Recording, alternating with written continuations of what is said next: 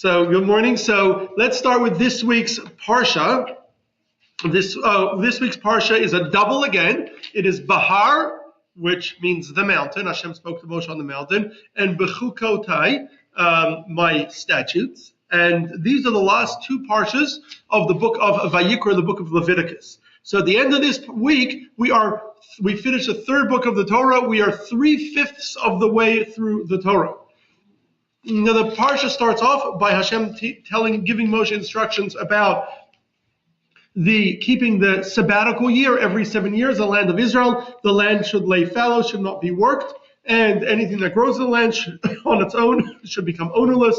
You do 7 of these 7 Shemitah cycles, and then the 50th year is a Yovel or Jubilee cycle. Jubilee is actually a anglicized version of the Hebrew word Yovel, but it's every 50 years. And then in addition to the land again laying fallow, in addition, all land that belonged to people in the land of Israel, which was given to them when they first entered the land, and it stays in the family, passing on from parent to child over generations.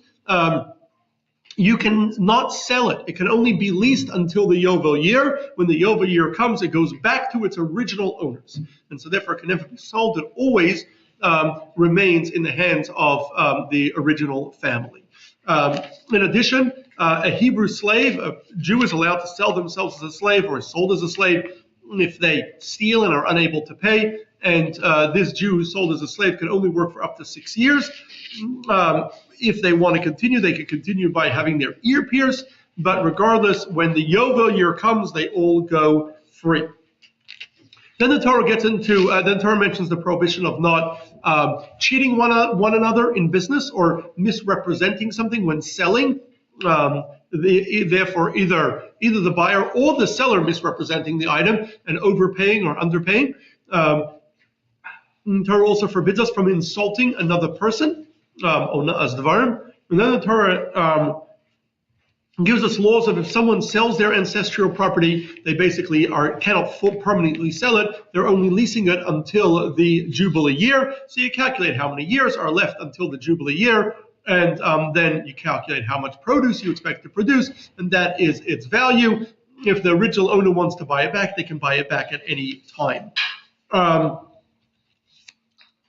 Then the Torah warns against charging interest, which is warned about a number of times in the Torah. We once did a class on the prohibition of charging interest, particularly the workaround that we do today called the Heter Iska, and then mentions that you can, the laws of Hebrew slaves, that you can purchase a Jew as a slave, but again, they can only be sold for up to 6 years, and that they have the right to purchase their freedom at any time if they have the money to do so. That's all the first parsha, Bahar. The second parsha, Bechukotai, starts off, if you follow in my ways and follow my guard my commandments, then I will give you all sorts of wonderful things. You'll have produce, you'll be wealthy, the land will be peaceful, you'll overcome your enemies.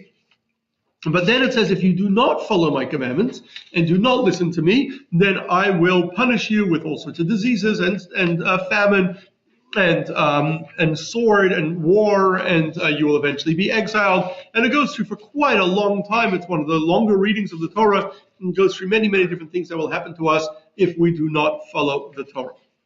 Then the parsha concludes by telling us if somebody donates something to the temple, there's different laws. You can donate someone's value. The value of the erech does not depend on someone's actual financial value. It depends on their age and their gender. The Torah gives us different amounts based on age and gender as to how many shekels you should pay. The Torah then says if you donate an animal to the temple as a sacrifice, it's forbidden to exchange it for another animal.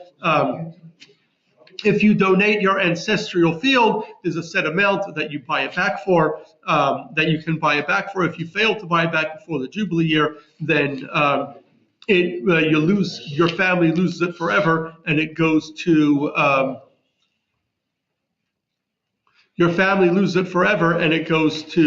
the temple property and eventually to the Kohanim. And then it goes through some other laws of dedication, things that are dedicated to the temple. So that is the Parsha Bahar Bechukosai in short. Any questions or comments on all the above? Yes. To buy your freedom as a sold slave, I guess.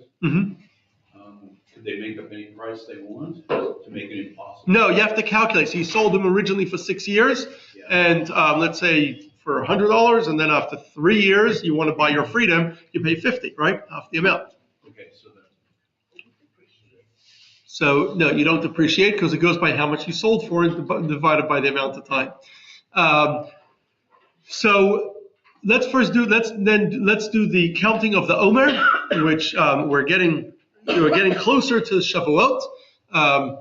So I'll say it first in the Hebrew again. Hayom, Chamisha, Ushloshim, Yom, Shehem, Chamisha, Shavuot, LaOmer.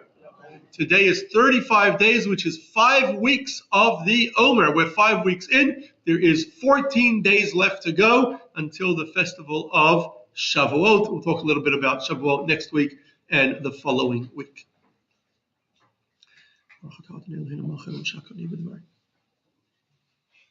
So today, I would like to talk about Rav Saadia Gaon, a very, very important figure in Jewish history. We'll soon see how important in a moment. Actually, his yahrzeit is on the 26th of the month of Iyar, which will be this coming Shabbos. So it will be his, I think, 1,082nd yahrzeit. He died in 1,083rd yahrzeit. He died in 928. No, sorry, 942 he died. So it's, I was right. 1,083rd yahrzeit. But that's going to be this coming. That's going to be this coming Shabbos. Therefore, I felt it appropriate to speak about this today. Yes. So if you have a yahrzeit that starts on a Friday night, when do you stand for that person for the prayers? When is the Kaddish? Yeah. It's a yahrzeit, and every day in Judaism always starts at evening at dusk, and it ends the following day in the evening. So you do the evening before and the next day. Oh, okay. Always. No, I'm talking about in shul. So you do the Kaddish in the evening prayer, the morning prayer, and the afternoon prayer. The Friday, the Shabbos before, or the Shabbos it occurs on? You should ideally always say Kaddish on the day of the yahrzeit. There is a custom in some communities to also say Kaddish the Shabbos before. Okay, thank you. So Rav Saadia Gaon was born in a town called Dilitz, which is near Fayum, which is a city in Egypt, still there today. It's a little south of Cairo. That's where he was born. He was born in 882. So this is going back quite a long time. Although he was born in a small town, essentially, away from the large Jewish community in Egypt, Egypt itself at the time, in the 9th century, being a relatively small Jewish community, so he was not kind of in a central, important Jewish community, and he was born from a family that was not kind of a famous scholarly family, although it seems his father was a scholar. He will make an unparalleled impact on Jewish life in his period. He kind of comes out of nowhere, but he makes an unparalleled impact. He is perhaps the most creative writer and scholar in all of Jewish history. And he is, as we will see, the founder of countless different forms of Jewish scholarship. He was a Talmudic scholar, a biblical scholar, a grammarian, a poet, a philosopher, a mathematician, an astronomer, all in one. Rav Avram ibn Ezra, the famous commentator on the Torah, calls Rav Saadia Rosh Hamadabrim B'chol Makom, the chief spokesman on every subject in Judaism. If you ever want to know about a subject, start with Rav Saadia. That's always the place to start. He was the first to write on so many different subjects, it seems that everything seems to trace back to him. Now, we know a lot about his impact because his impact was so great, but because he lived so long ago, again, he died over 1,000 years ago. Because he lived so long ago, it's hard to piece together his life. We have lots of small details that survived. Nobody in his lifetime wrote a biography of him. And so we have lots of bits and pieces that survived from a very, very long time ago. And so it's hard to piece together, but scholars over the years have worked very hard to piece together his life, given his importance in our history. Even most of his books, and he wrote many, many books, he's one of the most prolific Jewish writers, most of his books didn't survive. Many of them, we only have references to them or scraps, kind of small, bits that survive, but most of the books didn't survive. So Rav Saadia became a scholar at a very, very young age while living in Egypt. He seemed to have, although he did not study in any major yeshiva, in any major school, he seemed to have at a young age become well versed in the Tanakh, in Jewish scripture, in the Talmud, and the Talmudic literature, the Halacha, as well as the various Midrashim. He also seems to have become well versed in mathematics, in astronomy, in grammar, in Greek and Arab philosophy, all at a very young age. We don't know where he studied even in Egypt. There were no famous schools or yeshivas in Egypt at the time that Rav Saadia grew up. But he must have studied from some scholars well enough to be well versed in Talmud and Jewish scholarship in his day. His first book, Sefer HaArgon, he wrote as a teenager. And the book he wrote, Sefer HaArgon, was the first Hebrew dictionary. So he's the first one to write a Hebrew dictionary. He wrote some 5,000 Hebrew words with their Arabic translation. So it's a Hebrew-Arabic dictionary. He also alphabetizes those words, all words from Tanakh. He alphabetizes those words, puts them in order of the alphabet. And then what he also does, which you don't normally see in a dictionary, is he also then organizes the words based on their ending. Why organize words based on their ending? Very important for poets. Poets that want to be able to make poems that rhyme need to be able to find words based on their ending. So he also, in addition to organizing as you usually would a dictionary based on the opening words, he also organized the words based on their ending. All this still as a teenager. And clearly he did it. He was already interested in poetry, and he's already writing poetry. He later becomes a very remarkable poet. He also, at the beginning of this work, Sefer HaArgon, he writes a long introduction about the history of the Hebrew language and the importance of the Hebrew language. It's the language with which Hashem created the world. It was the language of all of humanity prior to the Tower of Babel. It was the language of the Jewish people, the language in which Hashem gave us the Torah, in which Hashem spoke the Ten Commandments. Very, very important language, and all this is included in his original, in his introduction to his Sefer HaArgon. Now, in Egypt, as a young man in his early 20s, he begins to write and publish pamphlets attacking the Karaites, or the Kraim. The Karaites were a group that was founded by someone called Anan ben David, who was a member of the house of the Reish Guluta. Who is the Reish Guluta? It's important to know because it's going to come up soon. We spoke about it when we did our class on the Jews of Babylon and when we did our class on the Gaonim. Following the exile of Jews from with the destruction of the first temple. So this is going back to about 450 BCE, or 420 BCE, going way back. After the death of King Nebuchadnezzar, the Babylonian king that had destroyed the temple, his son releases King Yehoiakim, one of the last kings of Judah who was in prison. He releases him from prison and he appoints him as king of the Jews in Babylon. Or the Reish Guluta, the head of the exile, there's actually an English word for it, exilarch, or exile king. And his descendants continue to hold this office as the head of the exile, or the leader of Jews in Babylon. Later, Jews would grow in Babylon to the point that they are the largest, or it's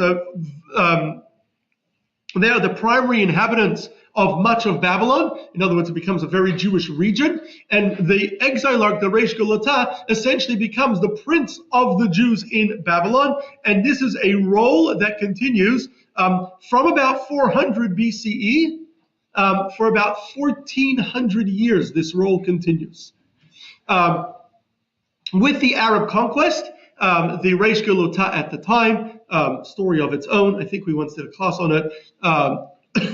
Fascinating story, but the Reish Galata at the time had good relations with the Arab rulers, and he is allowed to keep his role as Reish Galata. They lose a lot of their power over time. Jews mostly move to the big cities, especially Baghdad, but the Reish Galata still has the role as the leader, the political leader of the Jews in what is now the Caliphate. So there was, in the mid-8th century, there was a member of the house of the Reish Galata, Anan ben David, who apparently was not chosen as Reish Galata, and he created his own version of Judaism, where he disagreed with the interpretation of Jewish law as found in the Talmud, rejected the teachings of the Talmud, and came up with his own traditions and interpretations of Jewish law. And the Karaites grew fairly rapidly. They did not grow so much in Babylon itself, because in Babylon, that's where the great yeshivas were. That's where the great schools were. There was a Karaite community in Babylon, but it did not grow in Babylon. But it did grow in other areas, in Persia, in Syria, in Israel, and in Egypt. There were significant Karaite communities, and this is now in the days of Rav Saadia Gaon, who's living about 150 years after the founding of Karaite Judaism. And so at the time, the Karaites were becoming very popular. They had at this time moved their center from Babylon to Egypt, and so there were many Karaite scholars in Israel, in Egypt, in Syria, in that region, and there weren't as much traditional Jewish scholars, what's often referred to as rabbinic Jewish scholars, to counter them. And so Karaitism was growing among the Jewish people, and Rav Saadia, as a young man in his early 20s, decided to counter that. And he did that by publishing multiple pamphlets showing why Karaitism was wrong, and why their interpretations of the Torah were mistaken, and showing why the Talmud's traditions are accurate, and the Talmudic tradition version of our oral tradition is accurate. And he publishes multiple such pamphlets that were very, very strongly argued. And he really has the impact of countering the growth of Karaitism, bringing back traditional Judaism in Egypt and Israel and Syria, strengthening it, and really he becomes, he really saves in a way many Jewish communities from being turning to Karaitism. At a certain point, it's not clear. It's not clear exactly when, but when he's in his early 20s, he leaves Egypt and moves to Israel. We don't know why. The theory is that the Karaites who were pretty strong in Egypt at the time and may have had political connections, may have threatened him, and he felt threat to his safety, and therefore he left Egypt and moved to Israel. He continues in Israel studying and teaching. Again, we don't have a lot of clear information because it's so long ago. He likely lived in Tiberias, which was the largest city at the time in the land of Israel. Remember, the land of Israel was pretty desolate back then. This is the early 900s. Cities. Tiberias is the main big city, and that's where the great yeshiva is. So he most likely lived in Tiberias and studied and taught in the yeshiva there. During his time in Israel, the great sage Rabbi Aaron ben Meir, who was the Gaon, the leader of the yeshiva in Tiberias, and the leader of Jews in the land of Israel, and really Jews in the east, Jews in the west, meaning covering Egypt, Israel, and Syria. He was their spiritual leader. He argued that he said that according to his calendar calculations, Rosh Hashanah of the year 4694 or 923 should be on a Tuesday. Rosh Hashanah that year should be on a Monday night and Tuesday. However, other scholars, including the leaders of the yeshivas in Babylon, which were the largest and most dominant yeshivas of Jews at the time, we spoke about that when we spoke about the great schools of Babylon, they argued that Rosh Hashanah that year should not be on a Tuesday, but on a Thursday, 2 days later. And the exact reasoning for the argument is not for now. They argued about pushing off Rosh Hashanah for various reasons, what's called a Molad Yashan, but it was over a very minor thing, but it ended up pushing Rosh Hashanah 2 days later.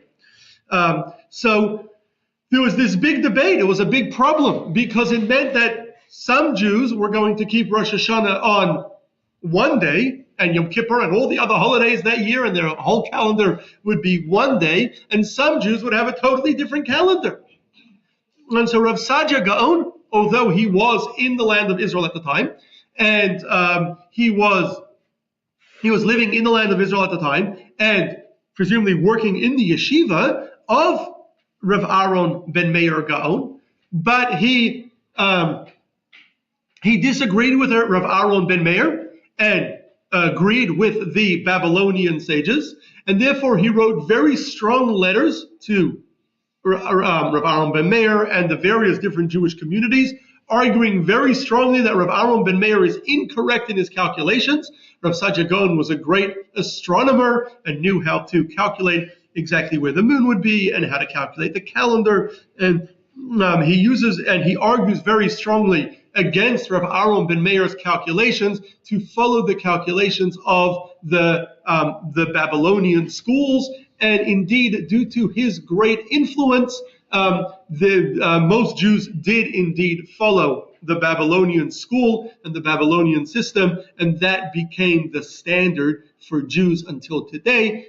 We still follow that Babylonian system.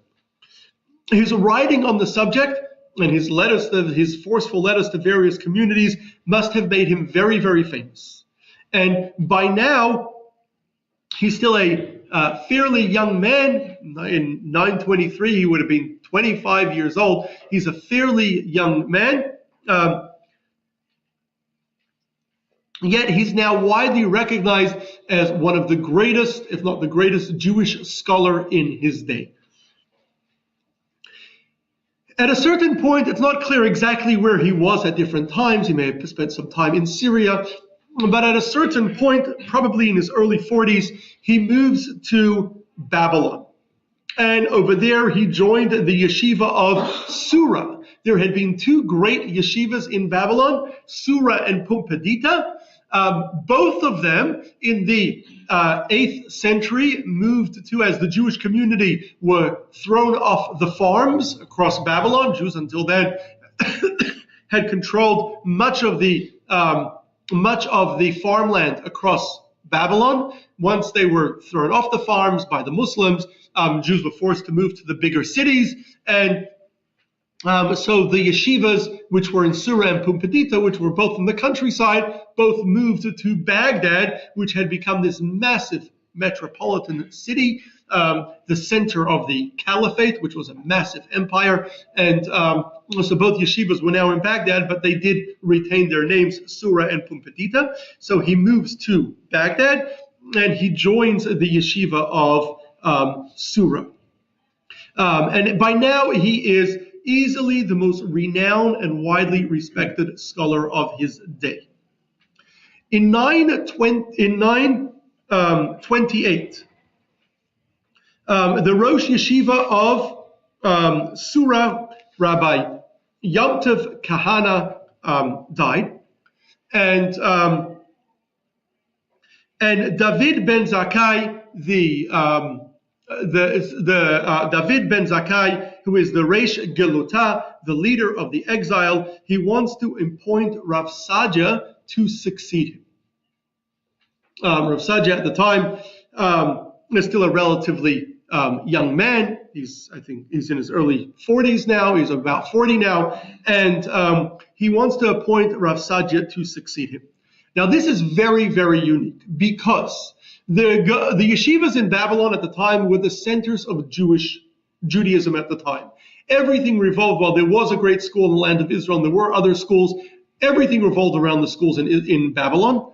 All Jewish communities, their rabbis came from Babylon, and all promising students would be sent to Babylon to study there, to these great yeshivas, and they were essentially the centers of Judaism.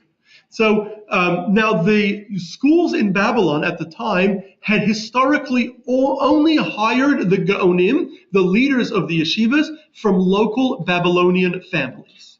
They had never hired people from other places to be their leaders. Here, Rav Saadia Gaon was an Egyptian Jew. He was not from Babylon. Not only that, almost all the Gaonim, especially by this period, were people who came from very famous families that had already produced multiple Gaonim. So most Gaonim were already descendants of earlier Gaonim. Most of the leaders of these yeshivas were already descendants of leaders of the yeshiva much earlier. Rav Saadia Gaon just came from a family that no one knew. Not a famous family, famous for its many scholars. He actually had a tradition that he was a descendant of great scholars from the Mishnaic era, from the days of the Mishnah, some 700 years earlier. He's a descendant of the great Rabbi Hanina ben Dosa. However, that was going back 700 years. His family, currently was not a famous, known family. And on top of all of that, he had never even studied in the Babylonian yeshivas. He had gone to school in Egypt, studied most probably under either a private teacher or in a very small yeshiva. He never studied in the famous yeshivas. He wasn't a product of these schools. He had studied elsewhere. Yes, later in life as a famous sage, he came to Babylon. He was invited to teach at these schools. But he had never studied. He wasn't a product of these schools. So it would be very unusual to hire him as the leader of the yeshiva. On the other hand, there was no question at this point that Rav Saadia Gaon was the greatest Jewish scholar of his day, without anyone parallel to him, even close. And how could you appoint somebody else when the greatest Jewish scholar is there teaching in the school? So the Reish Galuta, the exilarch, the head of the essentially Jewish prince, who it was their role to appoint the Gaonim, the leaders of the yeshiva, he goes to the great blind sage, Nissim, and he asked him if he should appoint Rav Saadia, as the leader of the yeshiva. And this great Rav Nissim tells the David ben Zakkai, the Reish Galuta, the leader of the exile, that Rav Saadia is more than worthy of being appointed. However, he strongly advises against it, because Rav Saadia is very strong-willed, and he is not going to do things just because you tell him to do it. He will not be easy for you to control, and you're then going to get into fights with him.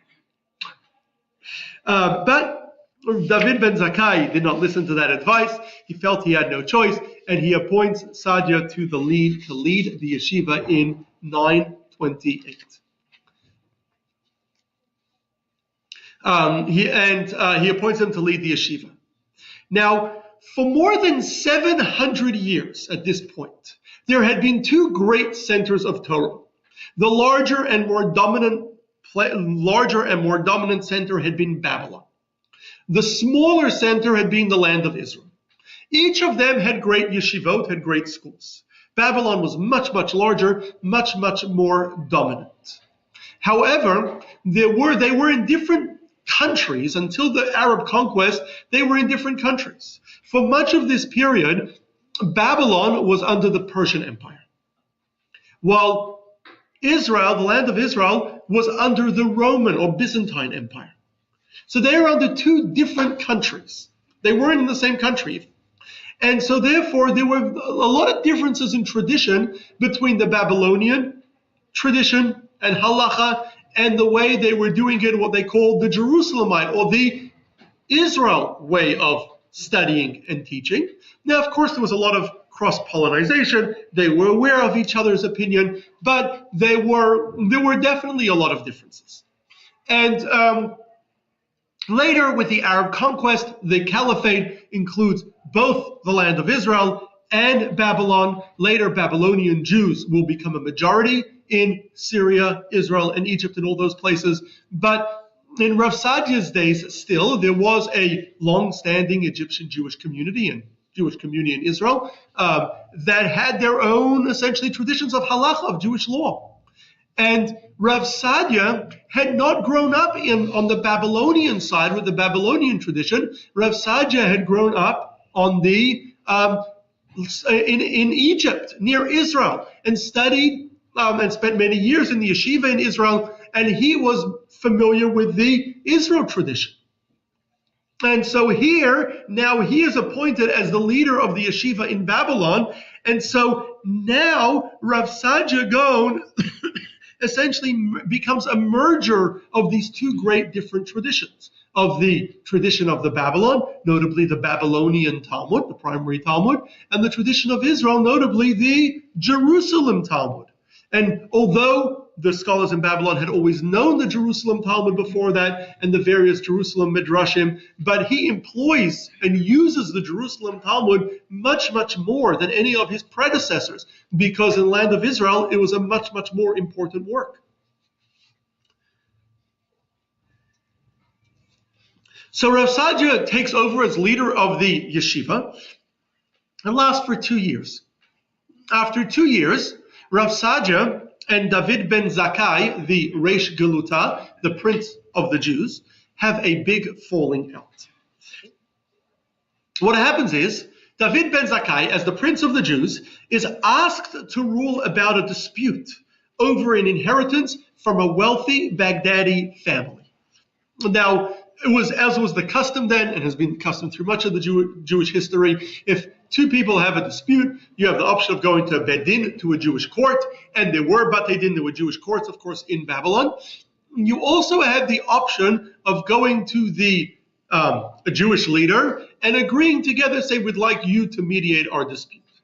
So they went, and in matters of inheritance in particular, under Arabic law, the Jewish leader had say, and so therefore the disputes usually came to him. So they come to him directly, not to a court, and he gave a ruling in the case. Now, normally when he would give a ruling in an inheritance dispute case, those cases usually came to him, he would get the leaders of the two yeshivas in Baghdad, Sura and Pumbedita, called after their original towns they came from. He would get the Gaon, the leader of each yeshiva, to sign on his ruling. So he sent someone to Rav Saadia asking him to sign and agree to his ruling. Rav Saadia said, why don't you go to the other leader of the other yeshiva first? He didn't want to sign. We'll soon see why. So they went to the other leader of the other yeshiva. Rav Saadia was hoping that the other leader would refuse to sign, but the other leader of the Rosh Yeshiva, the Gaon of the other yeshiva, did sign. And then they came back to Rav Saadia. They said, now it's your turn. Please sign on this. Rav Saadia said, I cannot sign on this because the way David ben Zakkai ruled is incorrect. And on top of that, David ben Zakkai should have recused himself because he has a personal stake in this ruling. It's not clear what that personal stake is, but the assumption is that there was money owed to him by one of the parties and he had a personal stake, or he was involved in the business partnership with one of the parties. He had a personal stake in this ruling. And so he should have recused himself. He should have never ruled. His ruling was incorrect. I cannot sign. So David ben Zakkai sent his son, Yehuda, to, would be a little more forceful, to make sure that Rav Saadia signs. David ben Zakkai, as the prince of the Jews of Babylon, was not used to getting a no. He was used to people listening to what he asked them to do, including the Gaonim, the leaders of the yeshiva. And so when he came to Rav Saadia again refused to sign, and Yehuda got upset.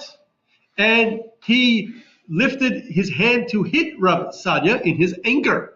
Rav Saadia's servants grabbed him and threw him out of the house.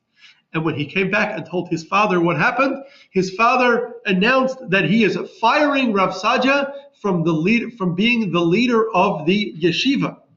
Rav Saadia was a very strong individual, and was not, as we've seen already, right? He fought the Karaites, he disagreed with Rav Aaron ben Meir. He was not someone to take something like this lying down. And he said, if you fire me as Rosh Yeshiva, I'm going to fire you as the Reish Galuta, as the Prince of the Exile. And I will appoint somebody else instead. And so they both fired each other. In practice, Rav Saadia was no longer able to go into the yeshiva because the yeshiva was controlled by the Reish Galuta. They both went even further and they excommunicated each other. And for 7 years, the two of them fought with each other, with the Babylonian Jewish community split. Half the community following Rav Saadia, half the community following David ben Zakkai. After 7 years of dispute, they finally made peace. Some mutual friends brought them back together. They made peace with each other, and Rav Saadia was reinstated as the leader of the yeshiva of Sura. And soon after that, David ben Zakkai, it was during those years that those 7 years when Rav Saadia was out of a job, that he actually did most of his writing, that many of his works were written during those 7 years because he had time on his hands, right? He wasn't teaching Torah, which he had been doing for much of his life. He wasn't teaching students. He was then able to actually write, and he wrote a lot of his works. Soon after they made peace, David ben Zakkai died, and his son Yehuda, who was appointed Reish Galuta right after him, died a few months later, and he had a grandson who Rav Saadia was appointed as Reish Galuta, but he was a young child. Rav Saadia brought him into his home, and he raised this child as his own son. Rav Saadia died on the 26th of the month of Iyar in the year 942. In the year 942, at the age of, he was now 60 years old. He was born again 882. So he died at the age of 60 on the 26th of Iyar. This coming Shabbos will be his yahrzeit. Any questions? Yes? You mentioned about the Karaites. So what does that name signify? Sorry? The Karaite name. Where does the word come from? Yeah. That's a very good question. Historians debate where the word Karaite, or in Hebrew, Karaim, come from. It's assumed that Kara means to read. So they're readers of the Torah. In other words, they read the Torah and interpret it on their own without the interpretations of the Talmudic literature. Now, there's different opinions as to exactly what it comes from. Yes? So the Karaites, is that what they call them?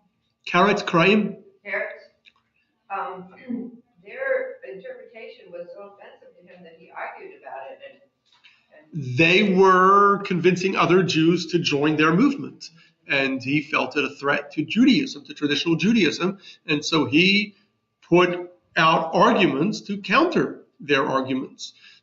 He was the first one really to extensively argue against Karaitism, and it's widely accepted by historians that he put Karaitism in check. In other words, he stopped its growth. It was growing before that continuously for 150 years.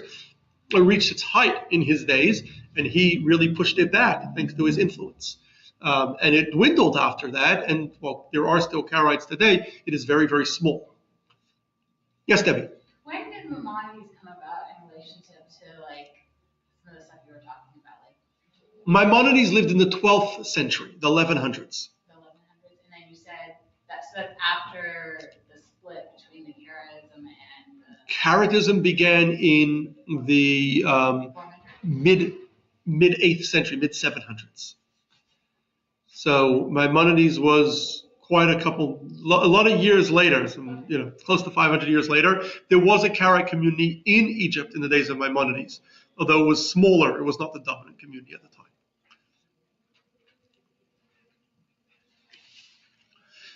So Rav Saadia was a prolific author. He compiled dozens of books on countless topics. We already mentioned just a quick overview of just to get a sense of his literary output. We mentioned that as a young man, he already composed Sefer HaArgon, the first Hebrew dictionary, with translating some 5,000 words into Arabic.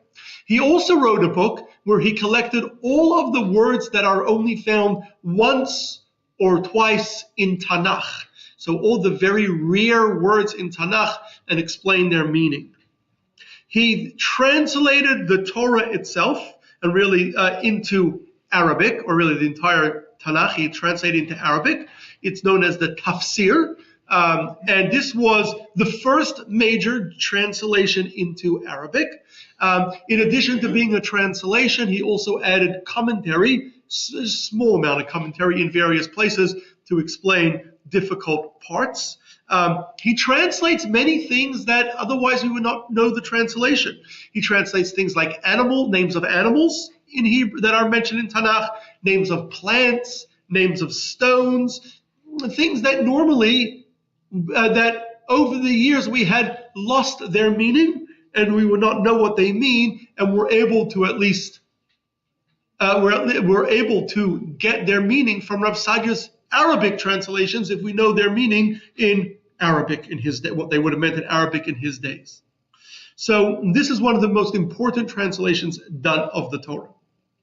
In addition to writing a translation of the Torah into Arabic, I remember at the time, most Jews already after Arab conquest, which was in the 7th century, Jews stopped speaking Aramaic, which had been the Jewish language, and they began to speak Arabic. So by Rav Saadia's days, which was 250 years later, most Jews now spoke Arabic, already for a very, very long time. That was their spoken language. Of course, most Jewish works had been written till then in Hebrew or in Aramaic, but Rav Saadia here translates the Torah into Arabic, allowing Jews that didn't speak a good Hebrew to have now a translation of the Torah. People lived in Babylon spoke Arabic, right? Yes, that was the center of the caliphate. Yes. He also wrote a commentary on the Torah and most of Tanakh. We don't have much of the commentary, only bits and pieces of his commentary survived. Now, his commentary is also unique because before that, we had Midrashim. Midrashim were explanations of the Torah, but they usually expounded on the Torah. In other words, giving traditional explanations as to various verses. They never analyzed the simple meaning of the verse. Our sages say, Ein mikra yotze midei pshuto. Every verse in Scripture can be understood at a simple level, with its simple meaning. Rav Saadia is the first one to actually explain what we call pshuto shel mikra, the simple meaning of the verse. What actually does the verse mean? Sometimes they're cryptic. It's not easy to understand its simplest meaning. What is its simple meaning? Not the oral tradition as to how we should understand it based on the tradition, but how should it be read at face value? And so he explains that on the Torah. He's the first one to do it. Later, there's going to be countless such commentaries explaining the simple meaning of the Torah. Most notable, of course, most famous would be the commentary of Rashi, who explains Pshuto shel Mikra, the simple meaning of each verse, kind of the basic meaning. But Rav Saadia is the first one to do so, the first one to write such a commentary on the Torah. Yes? How close are they in their definition? What do you mean? How different is Rashi from Rav Saadia? Well, we don't have most of Rav Saadia's commentary. We only have bits and pieces.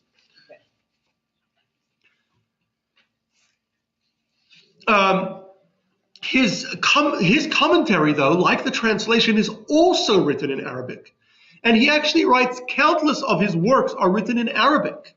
He is really the first one to write Torah works in Arabic, something that will continue for hundreds of years, where most scholars after Rav Saadia write their works in Arabic. For the next couple hundred years, scholars such as Rabbeinu Chaya Ibn Pekuda writes in Arabic, and the Rambam Maimonides writes in Arabic, and many other scholars after him begin to write their works in Arabic. He also composed, he wasn't the first one, but he composed one of the earliest Sidurim, prayer books, with the structure and the correct reading of each prayer, the correct wording of each prayer, as well as the various laws relevant to parts of the prayers. He was preceded in this by Rav Amram Gaon, wrote the first Siddur, who was quite a bit before him, but he wrote one of the earliest Siddurim that we have. His most notable work is a book called Emunot V'Deyot, or Beliefs and Opinions. It was also written in Arabic. The Arabic name is Kitab al-Amanat wa Ali Atikadat, which means the Book of Beliefs and Opinions in Arabic. He wrote entirely in Arabic, and it is the first book of Jewish philosophy to explain exactly what we believe and explain our beliefs. While there are other places where the scripture and Talmudic works and Midrashim touch on various different Jewish beliefs, there's no comprehensive work of Jewish belief before Rav Saadia. Rav Saadia is the first one to write a comprehensive work on what we believe, on Jewish beliefs, and on our belief system. But notably, he incorporates in the belief system, he incorporates classic Greek philosophy and Arabic philosophy, which at the time, in the 10th century when he lived, the Arabs had translated Greek philosophy into Arabic, and it was widely, and Arabs were really philosophy was very, very big in the Arab world at the time. And so he takes a lot of the philosophy which he apparently had studied and builds on Greek and Arab philosophy, explaining the beliefs of Judaism based on these Greek and Arab philosophies of the time. And something that later Jewish philosophers would do extensively as well, including in the book Kuzari, another book written in Arabic, and the later Maimonides would do that as well. He also wrote a book, he was also the first to write halachic works on specific topics. While there were halachic works before him, the She'iltos and the Halachot Gedolot, there were works of Jewish law. He was the first to write books dedicated to particular topics. He wrote a book on the laws of documents, writing contracts. He wrote a book on deposits, if someone's holding something for somebody else. He wrote a book on inheritance.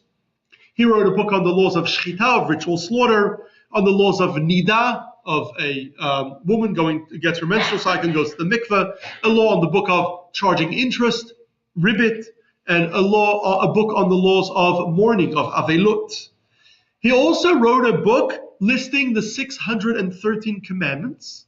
Again, this is something that others before him and after him had done, but he writes a book listing the 613 commandments. He also writes multiple azharot. Azharot is a term for a genre of poetry, of Jewish poetry, that includes the 613 commandments. These are very, very long poems that go over all 613 commandments. So Rav Saadia Gaon wrote multiple such azharot. He also wrote multiple books countering the Karaites, proving the accuracy of Jewish tradition, both in general, showing that the Torah cannot be interpreted on your own and you need the tradition in order to interpret it, otherwise it makes no sense. He shows how the Jewish calendar works and why that's the only logical way for it to work. And he argues about, on many, many other subjects that the Karaites disagreed with, traditional Judaism, he shows the accuracy of Jewish tradition. He also wrote multiple works on Hebrew grammar. He is the first one to write on Hebrew grammar. At the time, Arabs were very, very into Arabic literacy, and Arabic grammar was very big at the time. And there wasn't anything written at the time on Hebrew grammar. He was the first to really write comprehensive works on Hebrew grammar. He also even wrote a commentary on Sefer Yetzirah, the book of formation, one of the primary works of Kabbalah. So he also wrote on Kabbalah as well. So Rav Saadia essentially seems to have covered virtually every Jewish topic you can think of. He wrote extensively on so many different topics. He is also the father of countless different fields of Jewish scholarship. He essentially started. He's the first to write a translation of the Torah into Arabic. He's the first to write in Arabic in Torah, in Judaism, in Arabic in general. He's the first to write a Hebrew dictionary. He's the first to write works on Hebrew grammar. He essentially is the father of Hebrew grammar. He's the first to explain the Torah according to Pshat, according to the simple meaning. Essentially the father of the Pashtanim, the commentaries on the Torah explaining the simple meaning of the Torah. He's the first to write a work on Jewish philosophy, father of Jewish philosophy. And he's the first to battle the Karaites and explain why they're wrong. There'd be many after him. He's the first to write works of halacha on different subjects. He's the first to write a commentary on Kabbalah. He's essentially the founder of Jewish philosophy, Hebrew grammar, halachic works, the Pshat or simple commentary on the Torah. He started all of these fields that we recognize in Judaism today. So Rav Saadia Gaon was not only a prolific writer, a creative writer, writing on all these different things that nobody had ever bothered to write on before him, but he's essentially the founder of all these different fields within Judaism.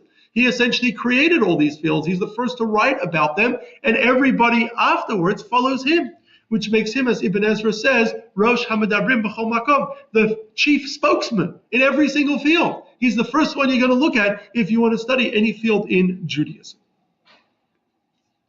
So Rav Saadia is famous for many, many different things. He had quite a turbulent life. He was, as we said, a pretty strong individual, using his forcefulness to both fight the Karaites, to defend Judaism, but also to stand up for halakha, for Jewish law, when he thought others were making mistakes. He was involved in multiple controversies over his lifetime with Rabbi Aaron ben Meir, with David ben Zakkai. So he's involved in multiple different controversies. He's someone who stands up for Judaism, but really his literary output is unparalleled. And his knowledge in all these different fields of Judaism is unparalleled, definitely in his time and really in the time since.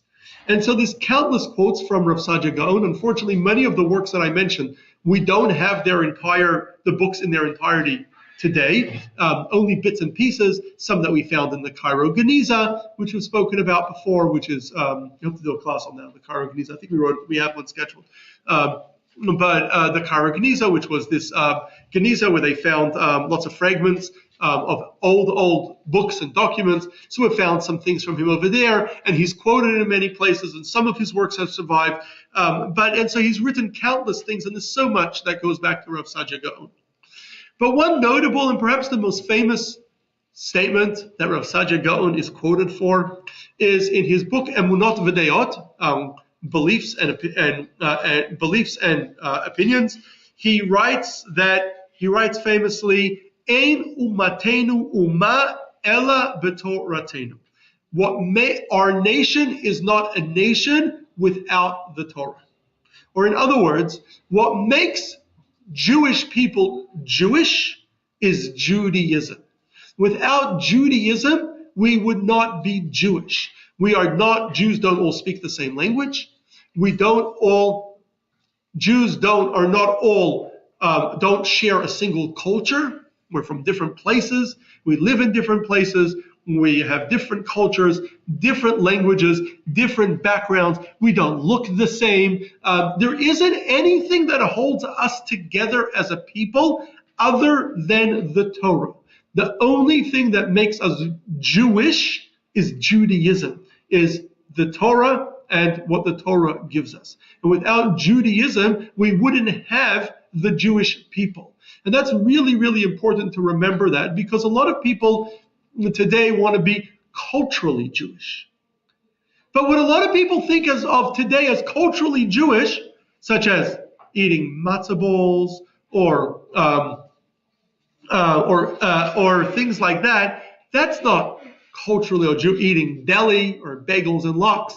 That's not culturally Jewish. That's Eastern European, right? Many Jews are not Eastern European and don't share that culture. That's not Jewish culture, right? So the culturally Jewish is not Jewish at all. In fact, for some, it's eating borscht, which is not even a Jewish thing. All Eastern Europeans eat borscht, right? So there's nothing even Jewish about that. So what makes us Jewish, what makes a Jew whose grandparents came here from Russia, the same people, the same group as a Jew who came here from Iran, and a Jew who came here from Greece, and a Jew who came here from Morocco, and a Jew who came here from Germany. What makes us all, and Jews today that live in Israel, and Jews that live in the United States, and Jews that still live today in Iran, and Jews that still live in Russia today, what makes us all one people is not that we all eat matzah balls. We don't. We eat different foods. And it's not that we all, call our grandmothers bubbies. We don't. A lot of people call their grandmothers by different names, right? By Uma if they're if they're German, or or Safta if they're Israeli. They have different names for their grandmothers, right? We don't. That's not what unites us. What brings us together as a people is the Torah. And outside the Torah, there's nothing holding us together. And therefore, when people are looking for how to ensure Jewish continuity, how do you ensure that we stay together as a people, that we remain a people, that we don't assimilate and lose that Jewish identity? The only way to hold us together is with the Torah, is with Judaism. That's what unites us, and that's what has always united Jews. Although we spoke different languages, we always communicated with each other. Jews in Yemen were reading Torah books that were printed in Vilna, in Lithuania. Right? Jews were always in contact with each other. Jews in Russia were quoting the rulings of Rav Yosef of Baghdad, the Ben Ish Chai, right? They were always in touch with each other, right? And we were always communicating, but through Torah, through Judaism. That is what holds us together. Therefore, in Rav Saadia Gaon's words, the only way we can stay together as a people is through our keeping the Torah and through our loyalty to the Torah. That is the impact of the great leader, Rav Saadia, great sage, Rav Saadia Gaon. So thank you again for joining. Thank you, Kenny and Annette and Bob and Debbie Robert and Debbie for sponsoring our breakfast this morning. Next week, please join us. We will talk about the Merkava, the chariot of God, seen by Yecheskel, very mystical thing. We will talk about exactly what it is and what it means, God willing, next week. In 2 weeks, I mentioned that Shavuot is coming up in just 2 weeks. We will be doing, as we've done in the past, 2 weeks from tonight, we will be doing as we've done in the past. We do a late night